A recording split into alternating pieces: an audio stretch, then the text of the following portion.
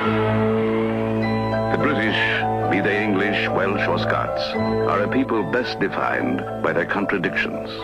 They are sedate, yet the authors of a flamboyant tradition. They are proud individuals to a man, yet proud, too, of the common heritage of their land, their island realm, this Britain.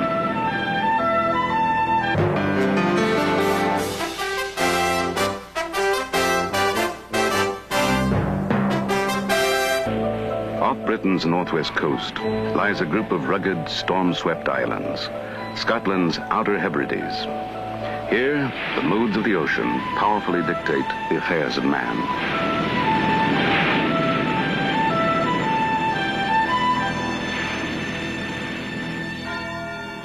Huddled by its sheltered harbor, the village of Scalpe. Its fishermen are renowned as the best in the Hebrides.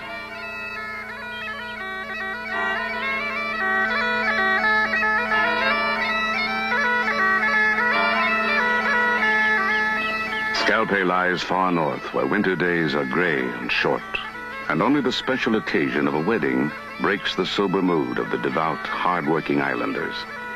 It's the only time when drinking and dancing are allowed.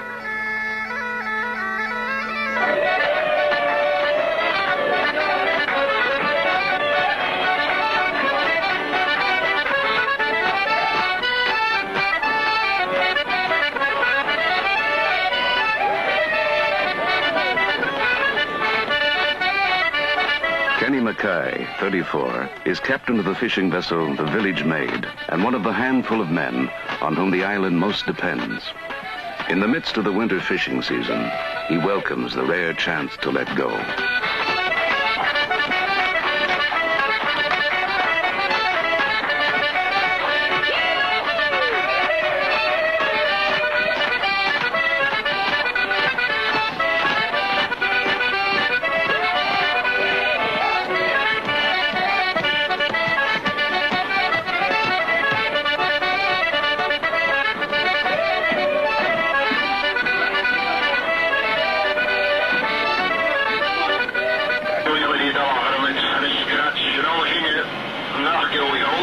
In an unkind conspiracy of nature, the sea off Scalpe is most bountiful in the harshest and most dangerous months of winter. Prowling in search of elusive shoals of herring, Kenny Mackay and his fellow captains struggle for the economic survival of their island. It is a long, exhausting hunt in the bitter twilight cold.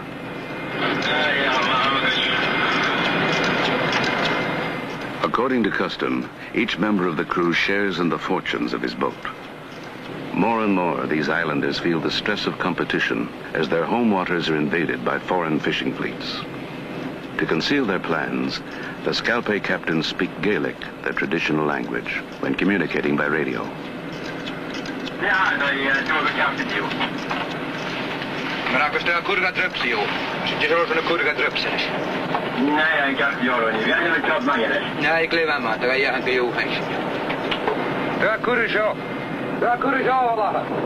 Kenny has ordered that the ring net be shot, hopefully to encircle a suspected shoal of herring.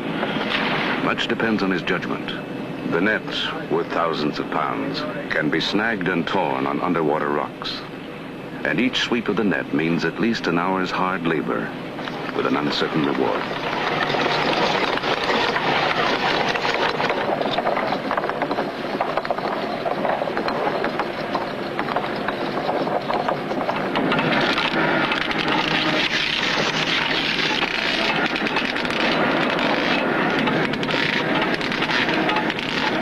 The crewmen of the Village Maid draw no salaries. Instead, each is entitled to a share in the catch. And when hauling in the net, everyone falls to with a will.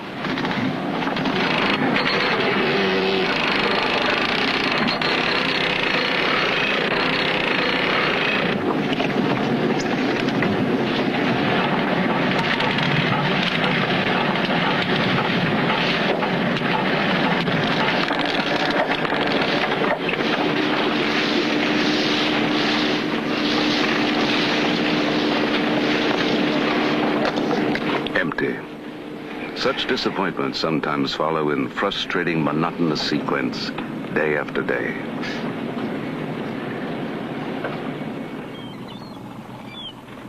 Stornoway, the Outer Hebrides' main fishing port. Here, fishermen from many villages call for fuel and repairs and to sell their catch. Kenny has brought his boat in empty and must face the stern realities of his trade. Through the local firm that keeps track of his accounts, he must make substantial monthly payments on his boat. He is well aware that he will lose the village maid if his bad luck goes on too long. Good morning, sir. Morning, Kenny. What'll I ride today? Oh, lovely. Now then, I'll have a look at your accounts. 9 weeks working. So that's 9 weeks insurance, which will be £180. 6 men on each per week, is it? Mm-hmm. That's fine. Did no luck last night? No luck last night. Fuel's very expensive now. It's gone way up and shocking. Yes? Oh.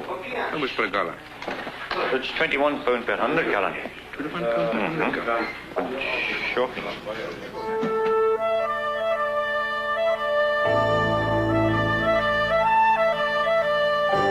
The lighthouse on the northernmost tip of the Isle of Lewis is an historic symbol of the Hebrides' marriage to the sea. The oil-burning lamp is rotated by an antique clockwork mechanism.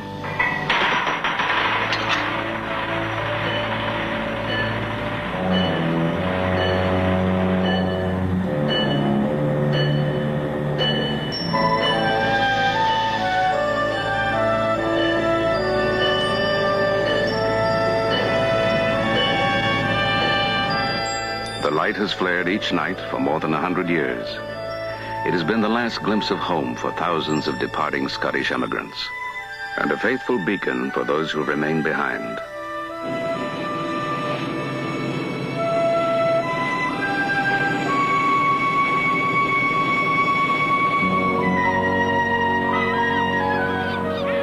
In gathering darkness and threatening weather, the Scalpe boats search on. Herring are most easily caught at night when they rise near the surface, close inshore. Large herring shoals passing under the boats can be detected by sonar, their presence revealed by echoing pulses of sound. Guided only by the sonar and his instincts, Kenny is a man groping in the dark.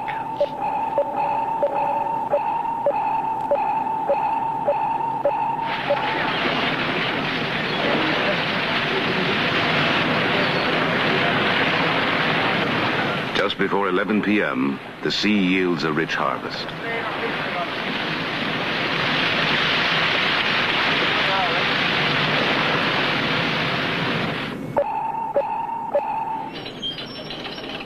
At 1:15 in the morning, a second massive catch fills the hold to overflowing.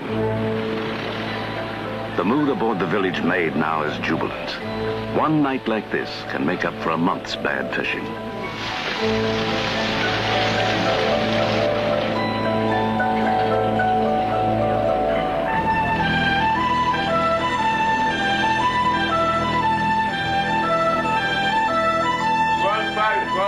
£12.60, £12.80, £12.80, £13 pound, £13.10, £13.20, £13.30. The catch is auctioned before sunrise.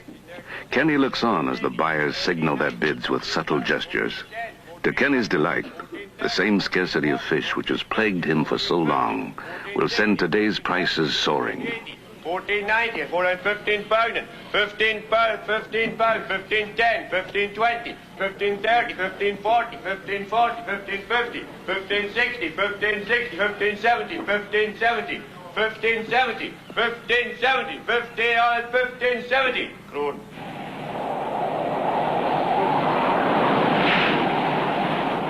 Homeward bound for Scalpe, the village maid and a companion vessel head into a mounting gale.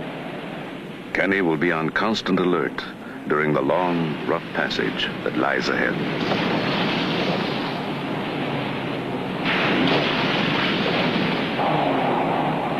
The crew is used to bad weather, but as the gale grows, so does a mood of apprehension. Though it is unlikely, stronger boats than theirs have been capsized by a freak combination of massive waves.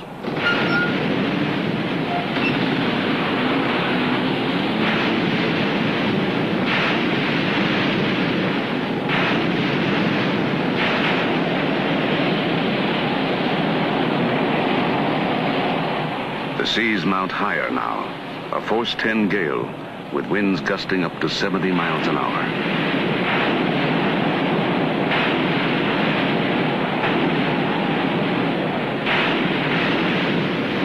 It's the worst seas I've experienced since I got the boat.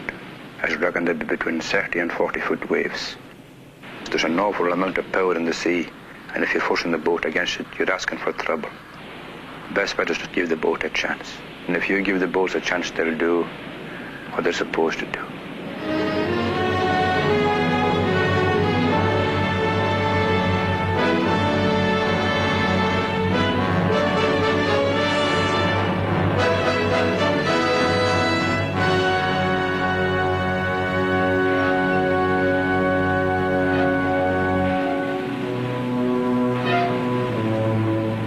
In calmer waters, nearing Scalpe, there is an unspoken sense of relief, an easing tension. But a Stornoway fisherman has not been so fortunate. Swept overboard, he's been lost to the angry sea. The storm spends itself as a Sunday quiet settles over the Outer Hebrides.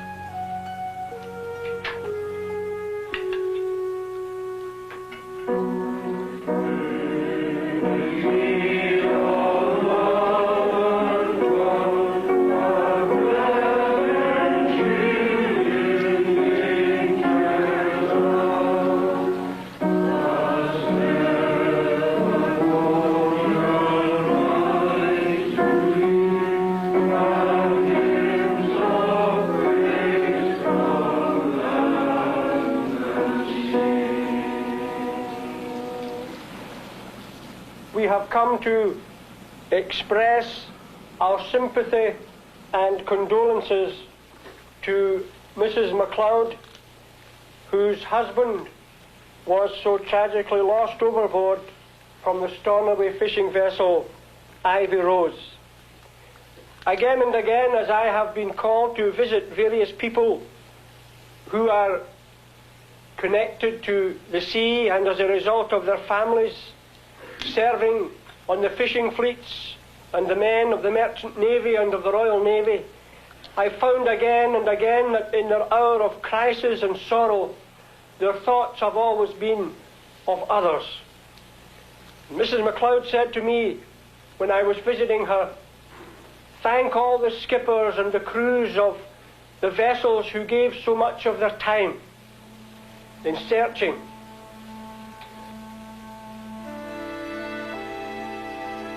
Jesus arose and he rebuked the wind and the waves, and there was a great calm. Jesus said, "Peace, be still." And that is our prayer and our hope for those who have been bereaved at this time, that they might know that God loves and God cares.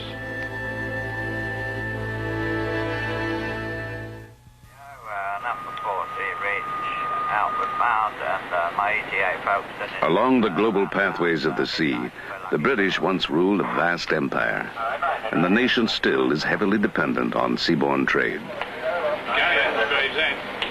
In the control center at Gravesend, a constant flow of shipping is guided through the crowded and narrow shipping lanes of the River Thames. Thank you. Bye-bye. Ship gone, Gravesend. Oh, that row hire is for Erith Oil berthing for Monday morning.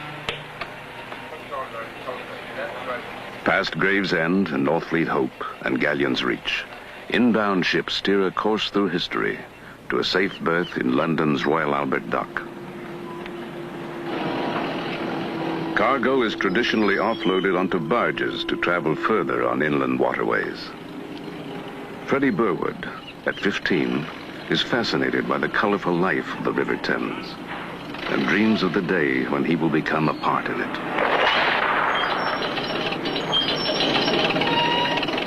Today is an important day for you.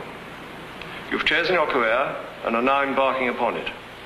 You will soon be signing the indentures binding you to your master, and this will involve you in a positive undertaking to learn your craft. This is a duty you owe not only to yourself, but to your master and parents, as well as to this company. take an interest in your work. Always be on time and look after your employer's property.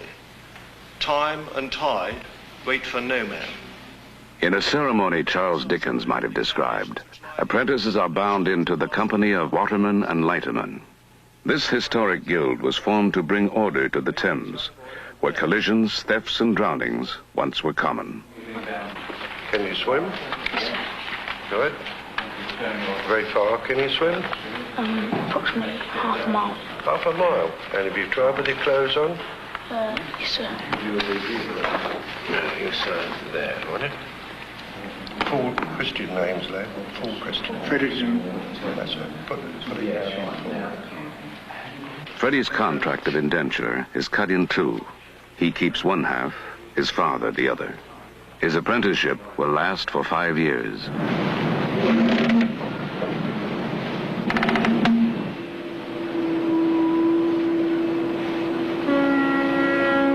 My actual family has been lightermen ever since the Great Fire of London, which was in 1666. One of my grandfathers was killed on the river. He slipped and he fell in and he wasn't found till 3 weeks later.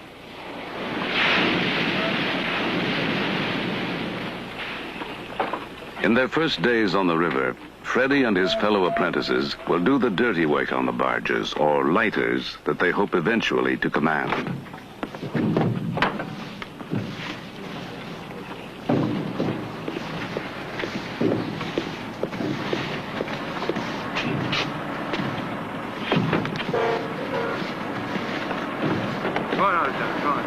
Freddie will be taken firmly in hand by old-timers like Bill Tutt.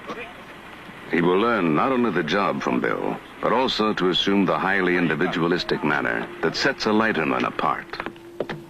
Many lightermen are colorful characters known up and down the Thames. Bill is famed for maintaining the immaculate dress and manner of a prosperous merchant, despite the physical rigors of the work. Well, fetch over here, Fred, that rope. By taking shrewd advantage of tides and currents, the master lighterman can make the heavy barges respond without sacrificing poise or dignity. Right, I'm going to jump here. So there's a chance, Freddie must absorb thousands of details, including basic rules of safety. To guard against falling overboard, lightermen must keep their hands free at all times. But it's cold, man, isn't it? Isn't it cold? Hey, take your hands out your pocket. That's right. Keep your hands in your pocket, you go over the side, you go down, won't you?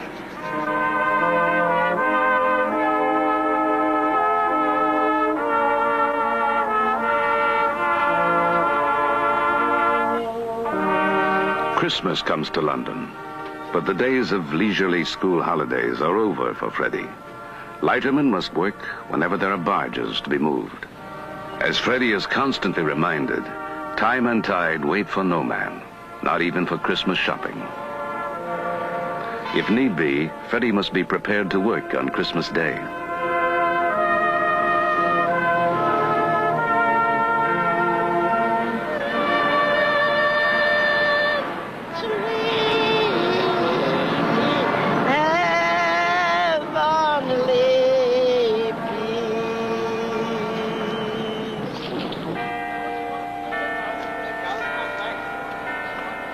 Freddie's first big blunder.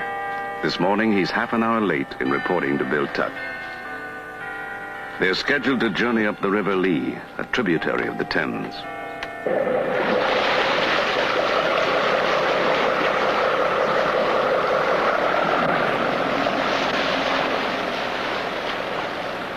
Given a chilly reception, Freddie is left alone to ponder the error of his ways.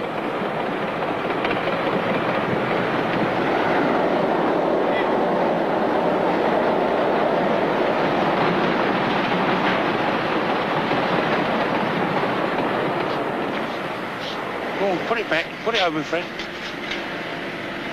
Put it over. Freddie's first attempt to steer. The awkward barge must be skillfully guided through the twisting, narrow waterway. When you feel the weight come on, you hold it. Keep your two hands. Hold your hand on top. Push over. Now just hold it steady. Now the other way, see? Pull round, Fred. Pull round. Come on. That's it. That's it. Go on. A bit low. So you get a bit of tide up, you know. Well, you're up, you know, you still get that little bit of tide, see? How's it? Never touch the side. Lovely, mate.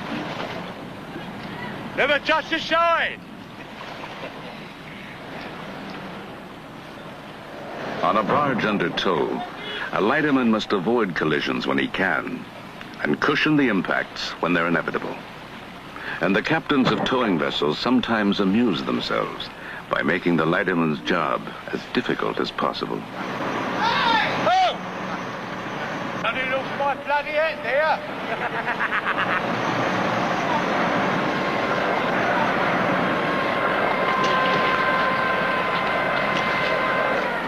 The break for lunch is late today, and the fault is Freddie's. Right, then we see. Only our dinner, don't be late this time. Now you stop laughing now, I want to talk to you a minute. Come here.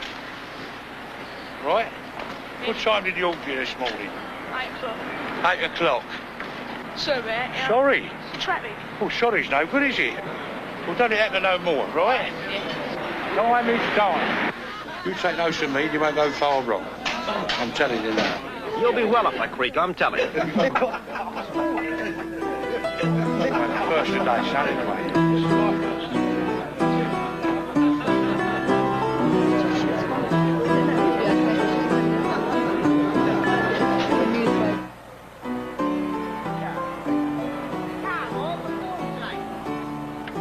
Now it is Bill Tutt who is late, caught up, perhaps a bit too much, in the good cheer of the holiday season. Give us a chance. Where the bloody hell you been? Stand on, stand on! I'll give you late next to dinner. Stand on, there, stand on.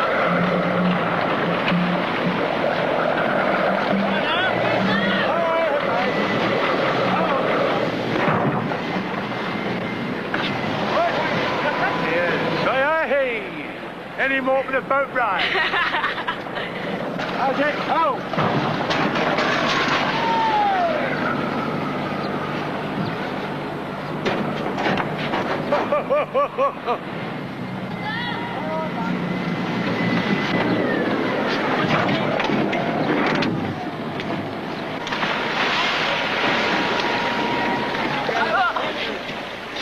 Come on. Come over here, Bill.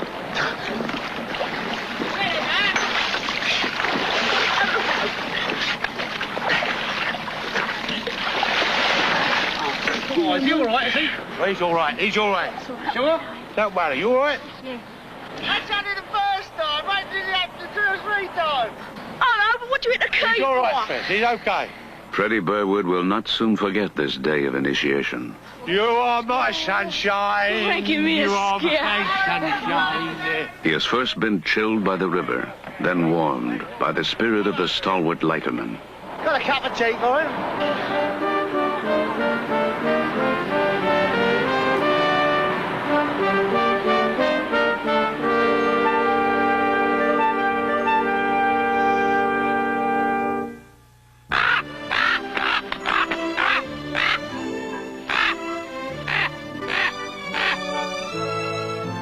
Six black ravens are among the most famous residents of the historic Tower of London.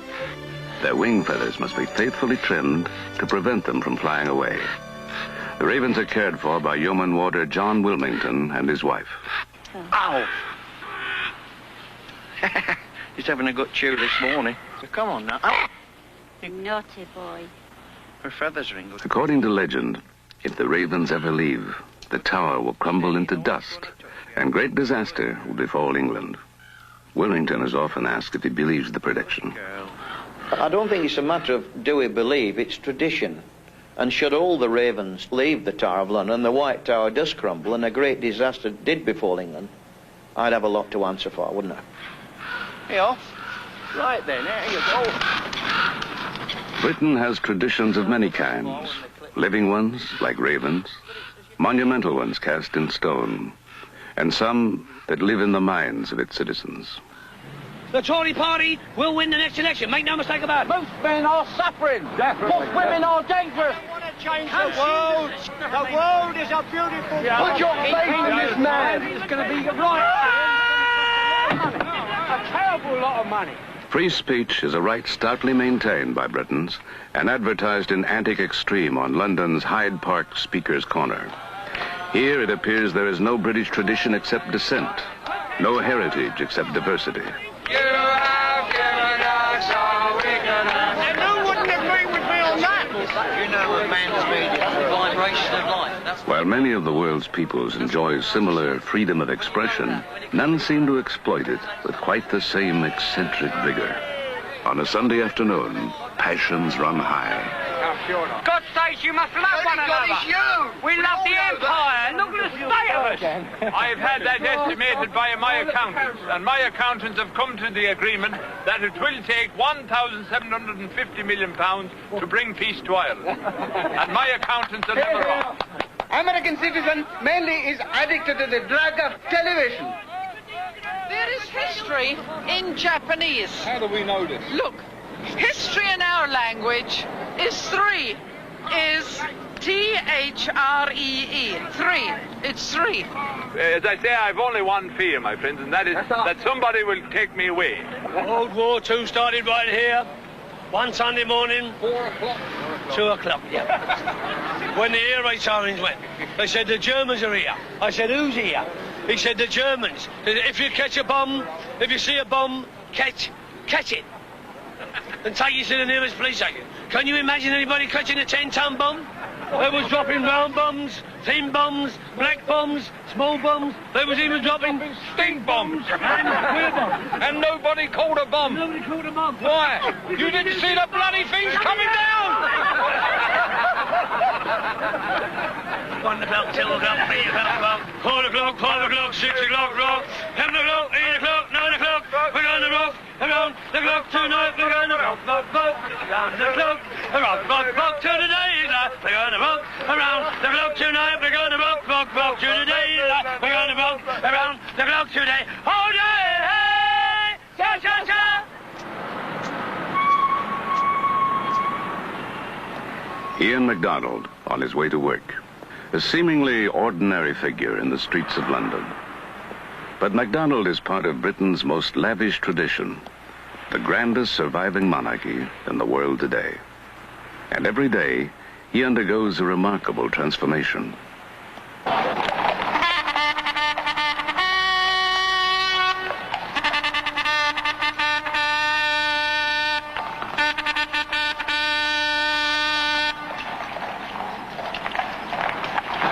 Ian MacDonald is a cavalry trooper in the Queen's Life Guards, donning each day a uniform adopted more than 100 years ago. He's a figure out of the Victorian past.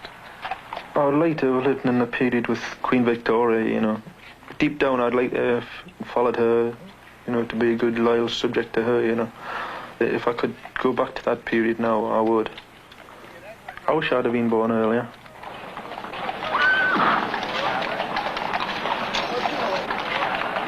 Assembled for inspection, the lifeguards will ride today with special pride, for they will escort the royal carriage to Westminster Abbey, where Princess Anne will marry an army officer, Mark Phillips. Captain's escort formed up ready for your inspection, Colonel. Today, not the slightest flaw will escape the inspecting colonel's eye.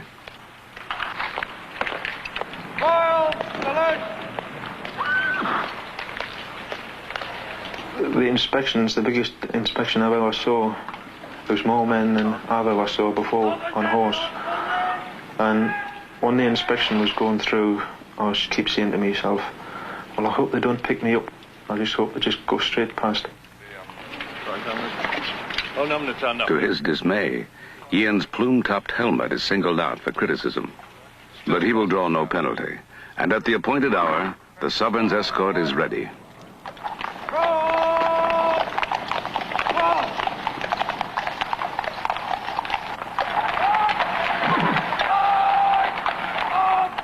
The Queen's Lifeguards ride forth in full splendor to grace a splendid day.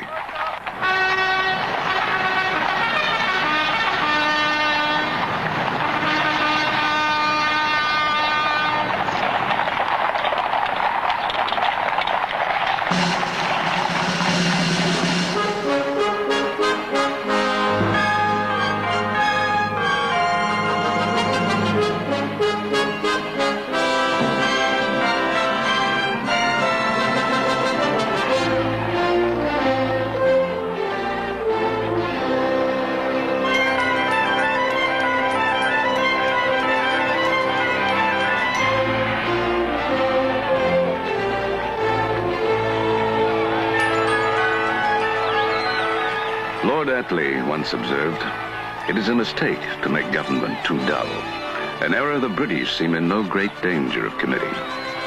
An estimated television audience of 500 million people all over the world will share the nation's pride and the royal family's joy.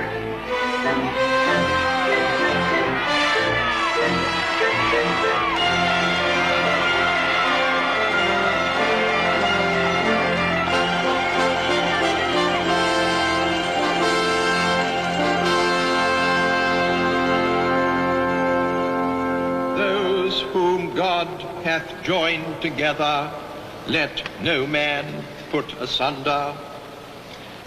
I pronounce that they be man and wife together, in the name of the Father, and of the Son, and of the Holy Ghost.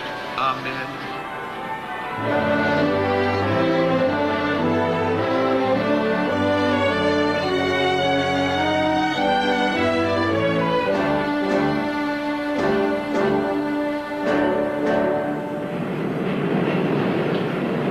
A down-to-earth commuter once again, Ian MacDonald carries on.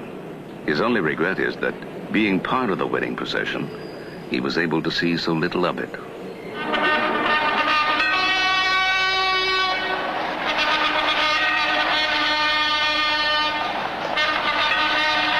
Coming on duty once again, Ian settles into a familiar routine. He has had to overcome formidable handicaps, for until recently, he was frightened of horses and very uncomfortable in the public eye. Well, 3 years ago, when I first started doing the job, when people used to start taking me picture, I used to be really shy, you know, and embarrassed. But now, anybody can take me picture. It's part of my job. On 2-hour shifts, rain or shine, the Queen's lifeguard keeps faithful watch at Whitehall. Some question this long symbolic vigil maintained for no practical reason. But Ian MacDonald himself has no doubt that in some subtle but significant way, Britain is better off simply because he is here.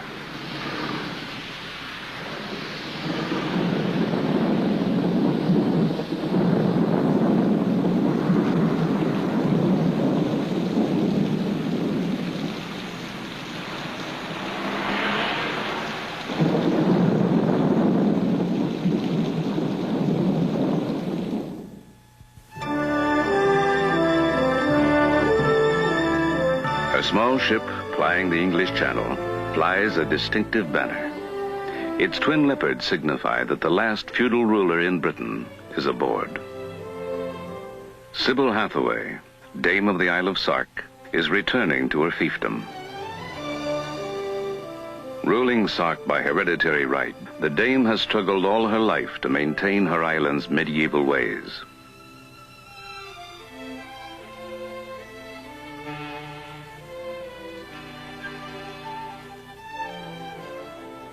Sark is a small world unto itself. Most of its 580 residents are content with life under the Dame. But many of the young, like Michel Perret, 16, are strongly drawn to the broader vistas of the world beyond. A carriage bears the Dame up from the harbor. No automobiles are allowed, contributing to the gentle pace of life on the island, which the Dame herself has called a feudal paradise.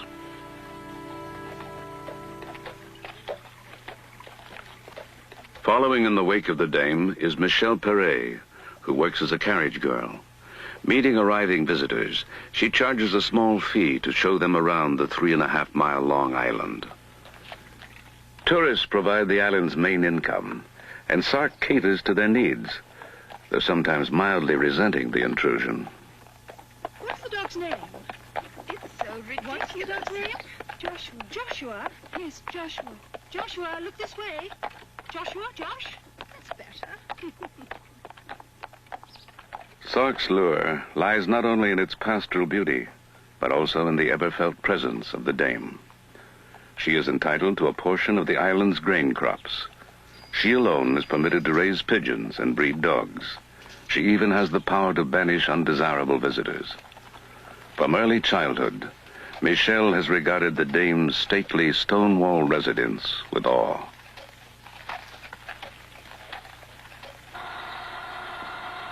Though partially crippled all her life, the dame has ruled her island and opposed outside interference with an iron will.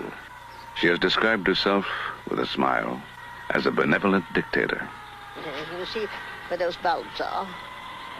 Yes, just to the right of them. Yes, right. That's all right there. Get plenty of sun in that corner. We put it there then. When you think it's time to put it out? Yes, well, I'll put it Now you better look out, because I'm going to go between you and her. The dame's power is not absolute, but her influence is formidable, as she consults in all of Sark's affairs through officials like the seneschal or the greffe, clerk of the local court.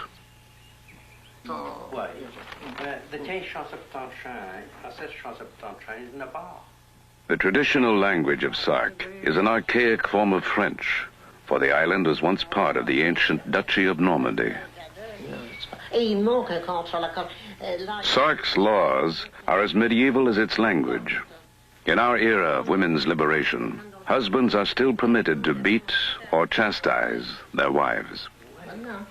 There it is in the law that your husband can chastise you if it's a justifiable chastisement, as long as he doesn't damage the eyes, break the arms or legs, or make blood run. Well, where has all this come from, Sylvia? I never heard of it, so outlandish to me. All the Sark women that I have spoken to are very happy with the laws. They don't want any changes. We want to keep our feudal laws. You know, we've got to sort of keep Sark, but at the same time, well, you know, you've got to move ahead with the times to a certain degree. Well, I don't think anything should be changed. No. Oh, no. I know a woman who went to the seneschal with black marks around the neck and was told nothing can be done because there is no blood. Oh, well, that's a thing we can't be deprived of in Sark, but it's all a load of nonsense anyway. Well, do you think I want to sit back and see my husband chastise me? Nah, it's all rubbish. You can't win in this world. Not as far as women are concerned, I'm sure. That's not true, I mean.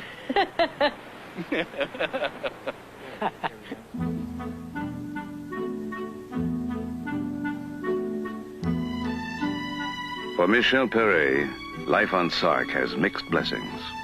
She's always loved animals and the pastoral quiet of her family's farm. But now, having attended boarding school in England, her days seem long and lonely.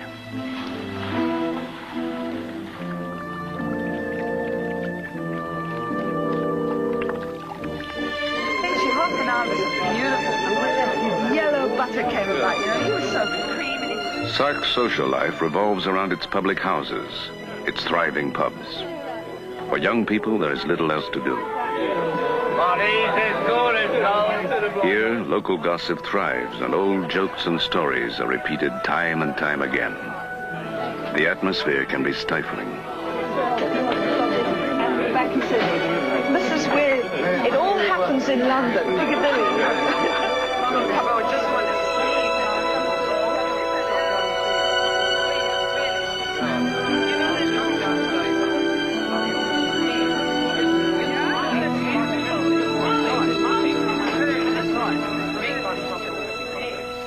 Michelle and some friends want to organize the weekly showing of movies on Sark, and she seeks the support of the island's constable. Oh, hello. Did I come and ask you about this, you know, the Valentine's has stopped doing the cinema. Valentine? Yeah, and we want to know if we could carry it on. Only, you know, there's nothing to do in the evening times. Oh, plenty work, eh? Well, plenty of work, but no entertainment apart from going to the public house. No, I agree. As far as I'm concerned, my job, the better you keep them at the public house, the better. Well, I quite agree, but, you know, you have to have something, some alternative, really. Thanks.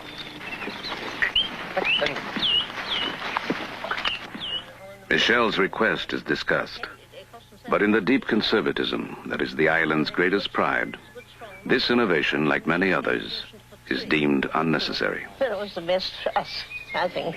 Get back. Right, Madam, thank you.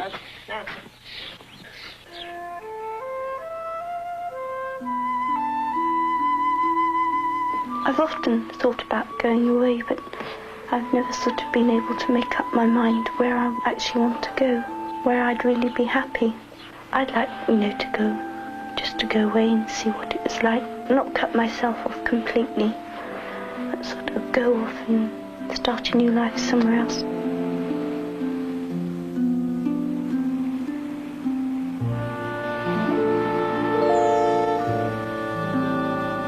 When thou wast young, thou girdest thyself and walkest whither thou wouldst. But when thou shalt be old, thou shalt stretch forth thy hand, and another shall gird thee, and carry thee whither thou wouldst not. When thou shalt be old. Our Lord compares this apparent freedom to an obvious bondage of martyrdom to come. I make all things new. And thank God, any one of us can start again from now.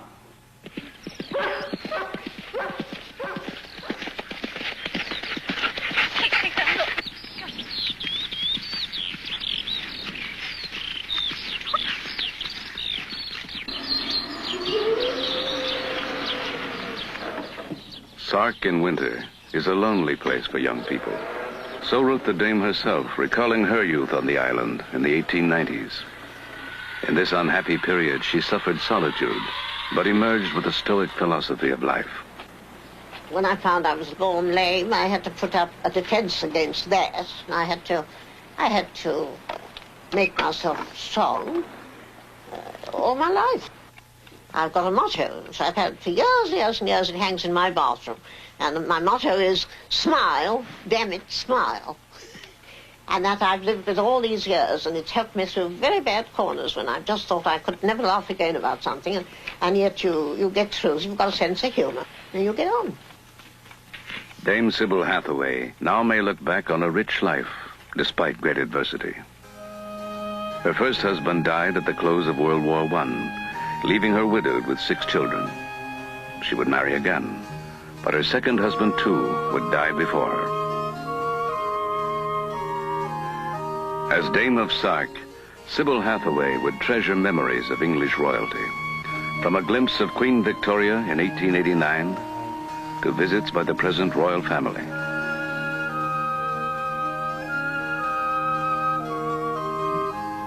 Now, at the age of 90, the Dame of Sark savors the tranquility and peace she has fought so successfully to preserve.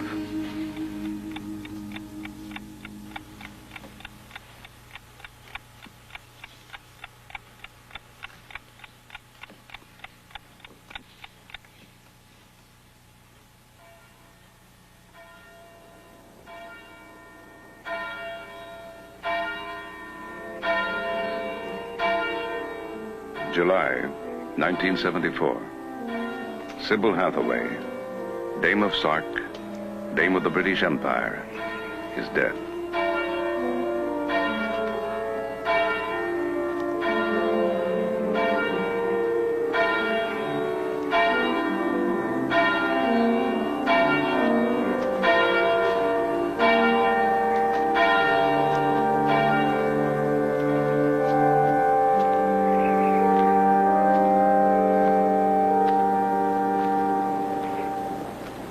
Some islanders fear that change will come to Sark.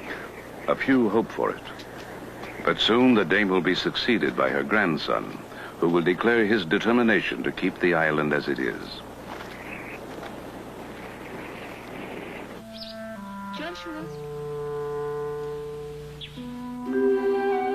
Michelle Perret at last has decided to leave Sark, uncertain whether she will return.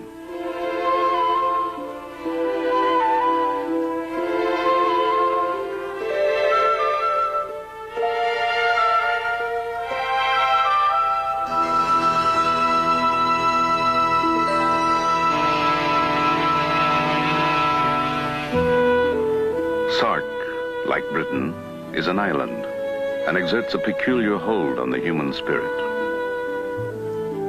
Although Michelle feels impelled to leave, she bears memories that are rich and unique.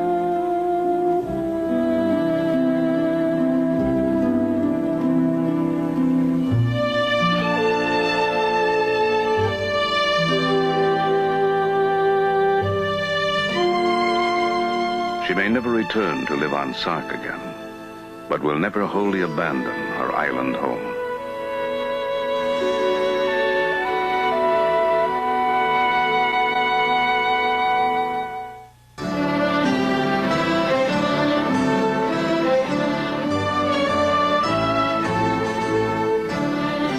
Great nations and their cherished traditions endure only because they're maintained with unusual care and devotion. In the shadow of every British monument, there are those who care about the past, and sons and daughters who are willing to carry on. Tradition, above all, is a bond of tolerant affection that links the generations. Oh, they make me work hard, Baba. Heave away, boy, heave away. Who? Put your 2 hands on the oar. Come on. Pull. Oh dear, oh dear. Come on, you make me work hard here, look. From the lives of individual Britons and their heritage flows the story of a nation. It is deep and broad, like the Thames itself, and reaches always to the sea.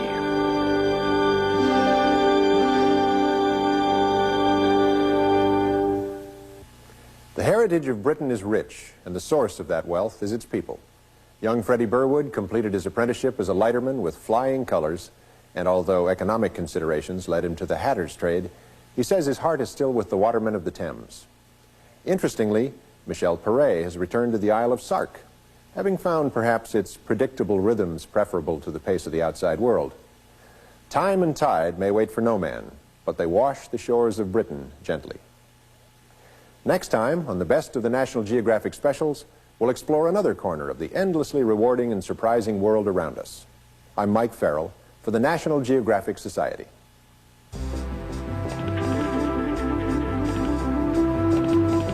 National Geographic wishes to acknowledge Chevron for making possible the National Geographic specials. To The Last Vikings. And stay with 11 now as Travels takes us on a journey through the Persian Gulf as it retraces one of the world's ancient trade routes. The voyage of the Mir El La is next.